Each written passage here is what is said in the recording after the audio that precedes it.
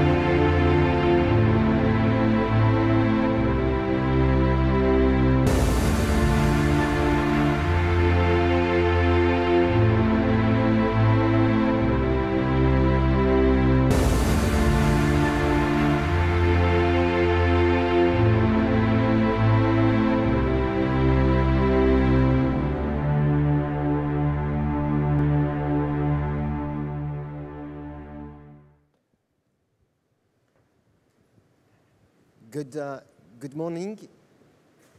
what you just see on the movie, it took us nearly 2 decades to achieve what you're just looking. And we can say now we are halfway of the project. We started in 1995, but since the start, the project you just saw was very different than the rest, because we were conceived and designed as a last chance operation for Marseille city, because we were a very strong industrial and harbor city during the first part of the 20th century, and starting in the 70s or even the 50s, everything was crashing down. And we get to a point in 1995 that we had such a bad situation that finally, together,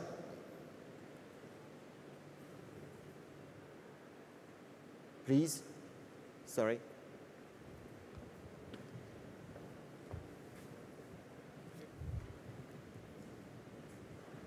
So that's us here, south of France, Marseille, just overlooking the Meds. Marseille is a very old city. It's been founded 26 centuries ago by the Greek, just because they found the port was ideal for trade.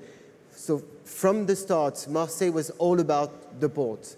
And as you see, it's a closed city between sea and hills. It's like a territory to itself. So you have quite a small vision of what the port used to be. 21 kilometers of harbor, deck, and industry was growing inside the city during 2 centuries. So when the activity started to reduce, it left a large portion of land abandoned, wasteland, brownfields, name it. So we get to a point in 1992, that something needs to be done. And that's why the states and the city of Marseille decided to team together to address the critical situation. In 92 in Marseille, the average unemployment rate was 26%.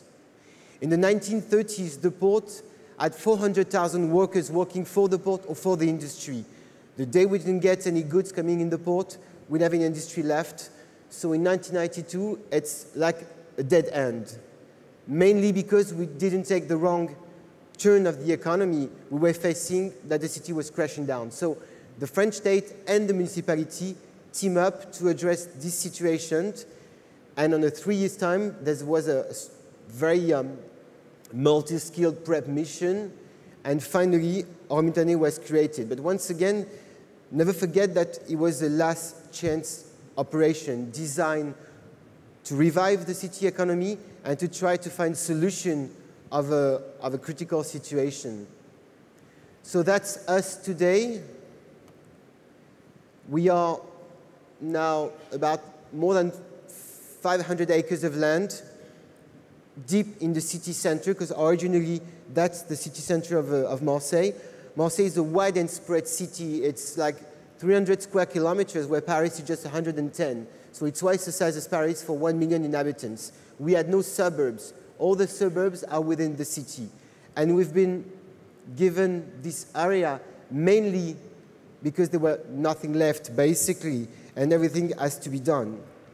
We've been extended another portion of land in 2007 to go on with the operation further north and trying to link the inner city, the city center, with the north of the city.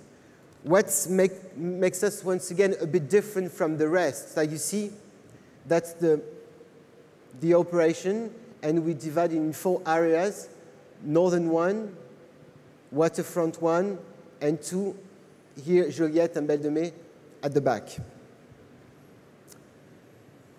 So who we are? We are a urban and economical development agency. We are a public agency leading a project. And we've been given by the state something called Opération d'intérêt national, means that the state reclaimed the land policy onto the city, and we've been given all the legal rights within our area. So that makes us an exception. We have 2 exceptions, basically. urban public agency, it's a common thing in France, but we were custom made and designed specially for this project. First, because we have,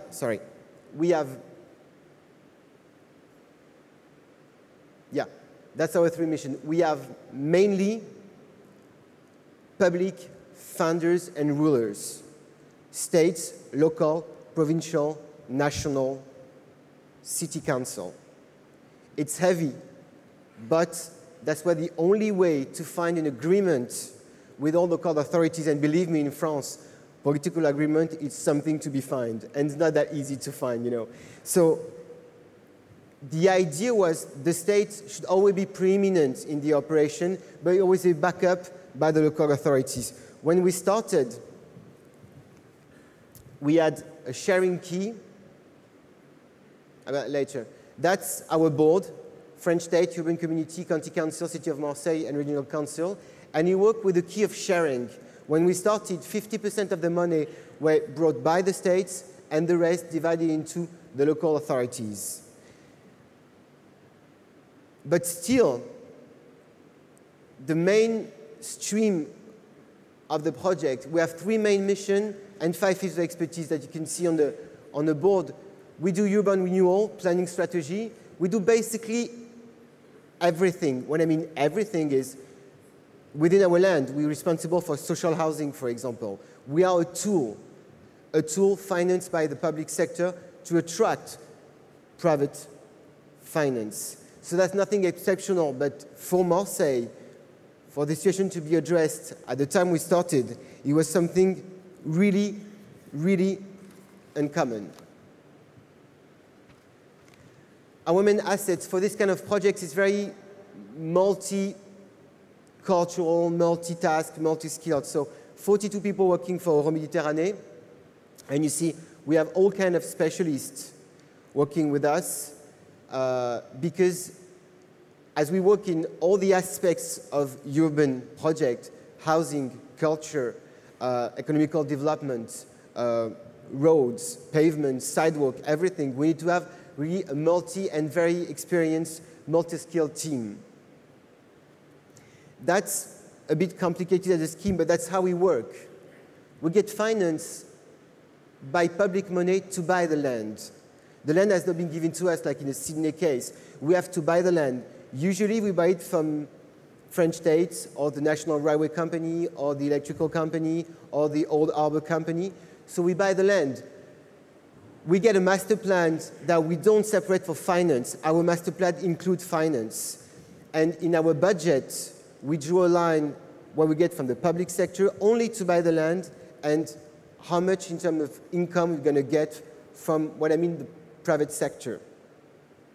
So my stock is my land. So we value that stock, and then we can start programming with the different actors, infrastructure, public facilities, transport, and space, and also with the private sector. We draw lines stating how much housing we want, how much business we want, and that's a permanent deal we're doing with the investors and with the states. So then, for the investors, we had call for proposal and bids to try to get the best project possible. We don't choose it. It's the board who finally agreed on bid and proposal call with the private investors. Oh, sorry. How we work financially speaking, we work on a 6-year financial protocol. So there's a general agreement on program and objective of the operation, financial allocation key, and finally the budget is voted by the board. But on the other hand, we're negotiating the public programs with the different community. Because in France, I'll give you an example. Primary school, it's municipality. High school, it's local council. Second grade school, it's another one. So we have to deal with each and every one of them. That's all about it, actually. Came to an end that that's all about it on an everyday basis. That's some facts and figures from 1995 to 2013.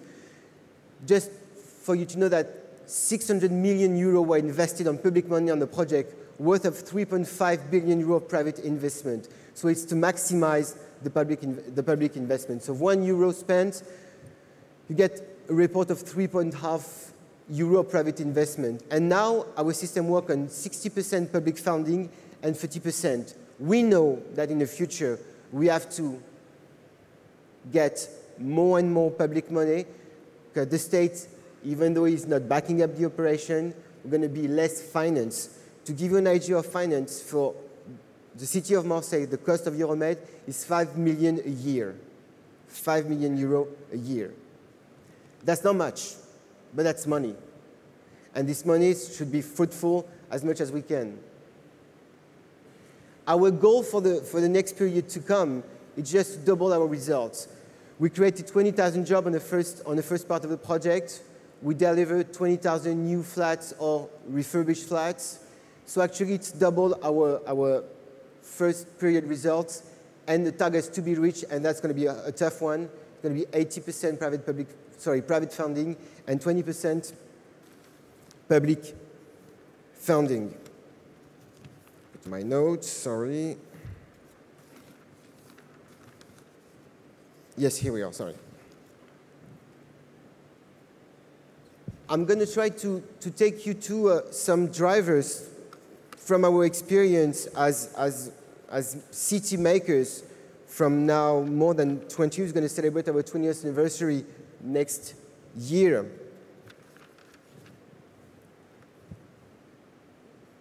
Five drivers. I listened to my colleagues yesterday from UK and America. I thought that France was the last communist country in the world that would have to deal with public authorities. You proved me wrong. So actually, I realized that we are on the same boat, doing the same thing, praying for the same economical climate. Basically, we do pretty much the same. Only our context is different. But all the five drivers finally are not mine, but are yours. It's finally common and worldwide. We talk about governance, public-private partnership, land policy, global planning, marketing, promotion, advertising. That's all about it. Although the context is always different, my situation is not Sydney. Sydney has to match its world capital city. I had to match my poverty in 1995. So although the context is different, but we're struggling with the same assets. And honestly, this conference was a shock for me when I heard American and British people telling them about how they struggle with the local authorities. I said, oh,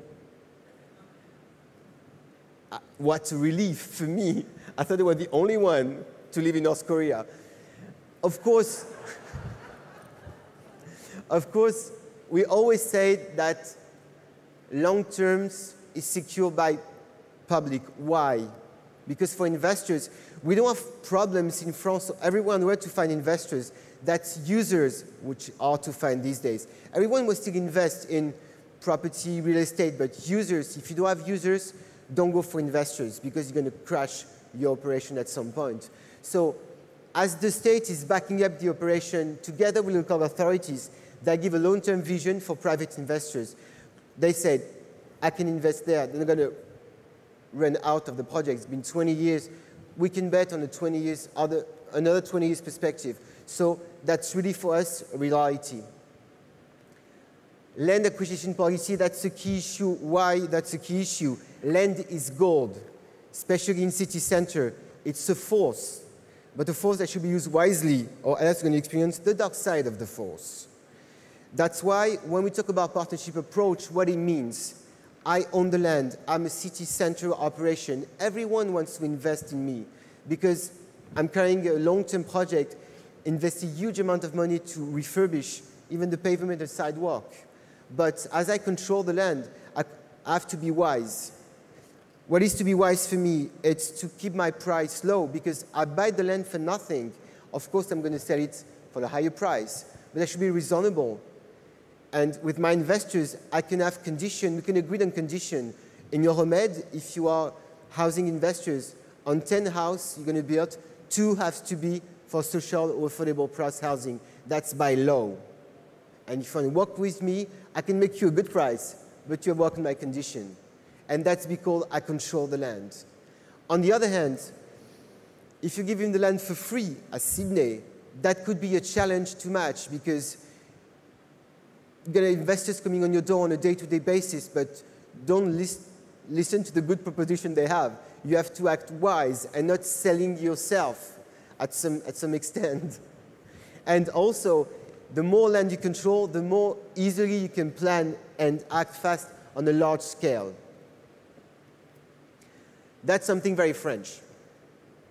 What we call the global approach, we find that all urban elements, culture, facilities, amenities, education, transport, should seen and should be treated together on the same vision, under the same master plan, and always following under the auspices of the national or provincial governments. For us, there's no way you can sell your land to a private company like you could do in Tunisia or Morocco or Algeria, for them to do whatever they want. We're responsible for the network, responsible for the overview of the city. So we firmly believe that things should be done in an integrated approach.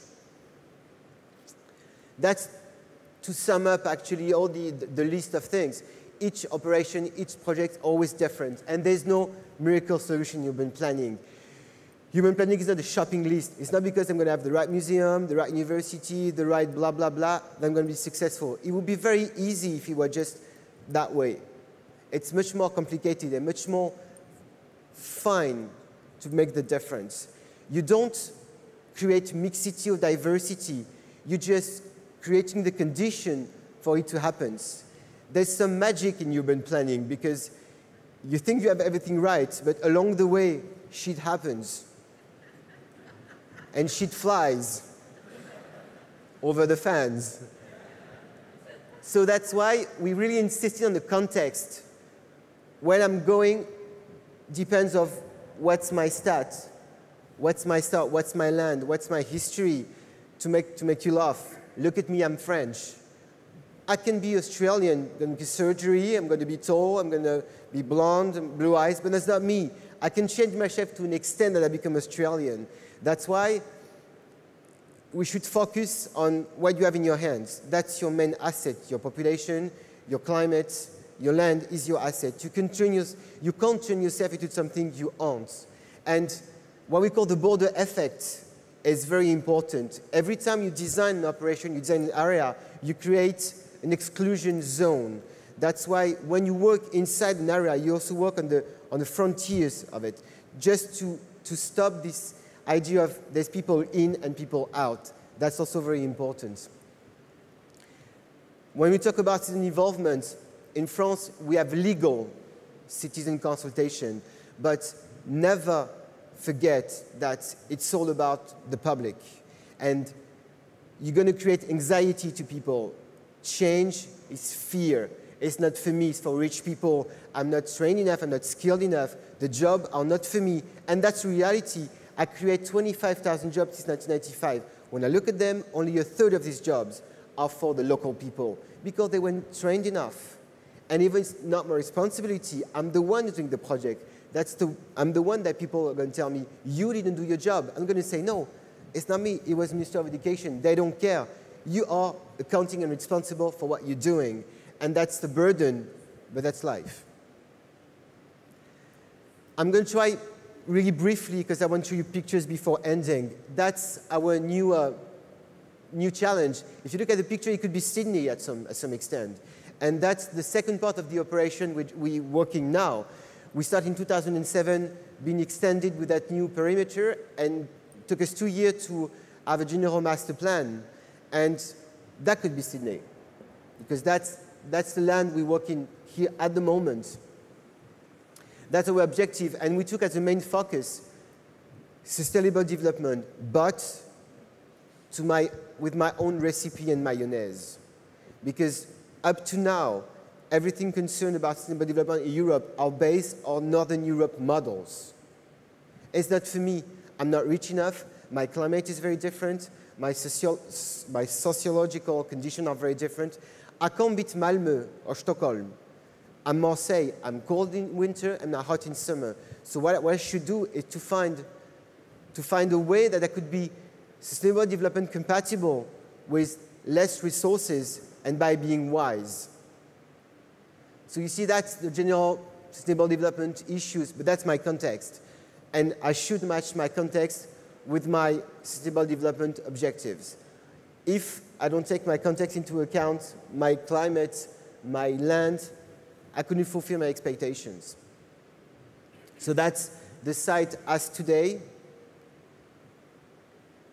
and that's the site that we might hope for tomorrow. You see, we replace all industrial facilities with a park, and we're intensively working on energy, on local energy production.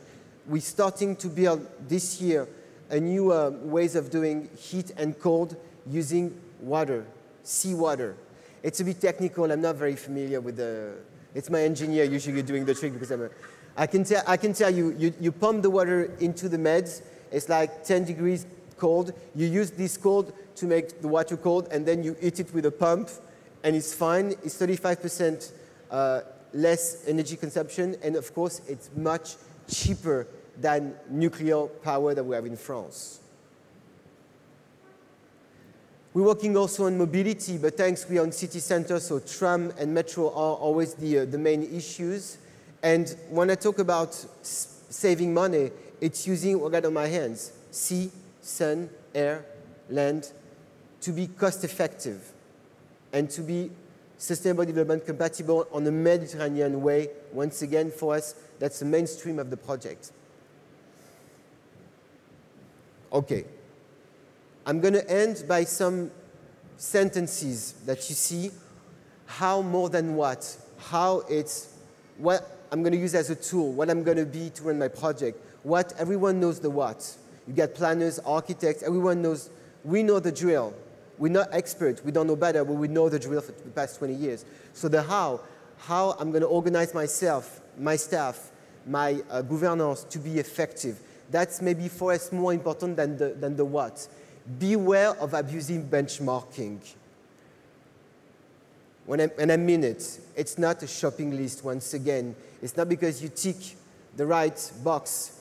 I got my land, I got my university. That's not enough. That's never enough. And most of it, maybe you go wrong, and that could trash your project, because it's very hard to do a very good project, but it's easy to do a very bad one. And it takes no time to trash a project. The population issue are crucial once again, because never forget it's for people, for investors, for everyone, but it's for people. And most of the time, local people. You can count on expats or skilled people from Paris coming down to Marseille, even if it's reality, but you should think to people first, and that should be addressed specifically. Political consensus, of course, that's for sure. This one, I'm not going to read it. I want to be mean with consultants, because you get too much advice, 65,000 coaches, everyone's going to tell you what to do, but you are the one with your hands on a day-to-day basis, and makes a difference, believe me. When I say never underestimate or overestimate the overall impact of the project, it's to be honest with yourself, with your expectation at what you can deliver. Between dreams and reality, there's a gap, and you try to fill this gap.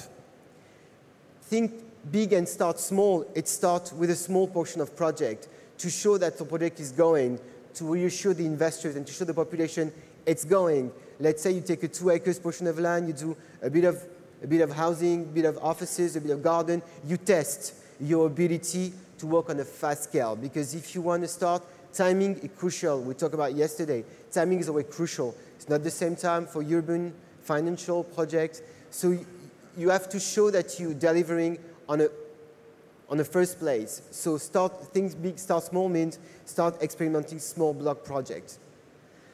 I just want to end, I get 43 seconds. I just want to end by thanking all NSW team, David, Alexandra, everyone to bring us down here to organize this great conference. We're very, very happy to be here. We hope to welcome you one day, all of you in Marseille. It's even better than the film you've shown. And what you see on my back, it's the before and after picture. I wasn't supposed to screen, but I was so fast that I can screen them now. So you can see what Marseille, La Joliette, the port was in the 19th centuries, that the pont transbordeur. And you see the whole evolution. That's a factory within the port at the time. We were very rich. We were immensely rich. The third port in the world in the 1930s. And finally, we're declining. You're going to see afterward pictures, and that's how we started in 1995. That's a picture taken in 1995 from our CBD. We start with a dock project with a warehouse renovation, a bit like in London. And that's how it looks now. That's our CBD now, with the tram, the docks, and the new buildings. Once again, that's the CBD. That's situation 1995, with the port blocking the view. And it took us 15 years to replace the flying bridge by a tunnel, cost 200 million euro, I should say price. And now, that's the view you get. That's when we started to demolish the flying bridge in 2009. That's now. So it's always good to, before and after, make sense. Thank you very much.